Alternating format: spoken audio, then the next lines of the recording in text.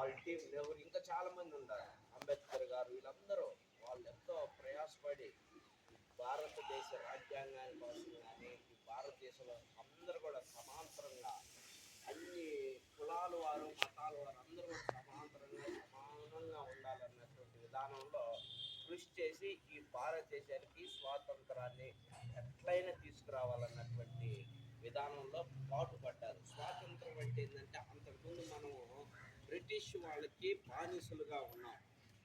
బానిస బ్రతుకులో నుండి స్వాతంత్రాన్ని మనకి తీసుకొచ్చారు. దీనికి దేవుని కృప కూడా ఉంది. ఆ యొక్క పెద్దలైనటువంటి గాంధీజీ వీళ్ళు స్వాతంత్రాన్ని తీసుకురావడానికి వాళ్ళు ఎంతో ప్రయాసపడ్డారు.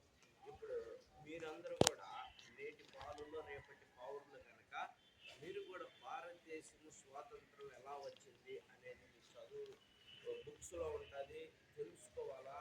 మీరు మీ పిల్లలకు కూడా ఈ స్వాతంత్రం గురించి మీరు తెలియపరచాలి. ఈ స్వాతంత్రం దేనికంటే మనం అందరం కూడా ఆనందంగా ఉండటానికి, అంతేనా? ఇప్పుడు ఎవరింట్లో వాళ్ళు స్వతంత్రంగా ఉంటాం, అంతేనా? అలానే ఈ భారతదేశంలో మనం ఎక్కడికైనా వెళ్ళొచ్చు, అది స్వాతంత్రం కదా.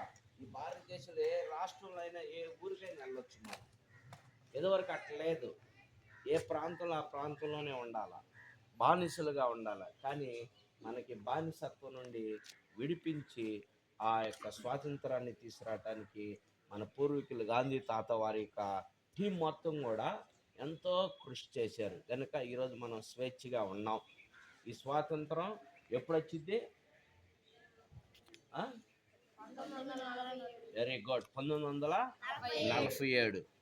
ఏ నెల, ఏ తారీఖు? ఓకే, ఇది గుర్తు పెట్టుకోవాలి, సరేనా? రైట్. మీరు మీ పిల్లలకు కూడా ఇటువంటి విషయాలు తెలియపరిస్తే వాళ్ళు కూడా ఈ స్వాతంత్రం ఇంకా ముందు అసలు స్వాతంత్రం రావడానికి ఏంటి కారణాలు అన్ని చదువుకోవాలా, తెలుసుకోవాలా, 10 మందికి తెలియపరచాలి, సరేనా? Right, okay, thank you.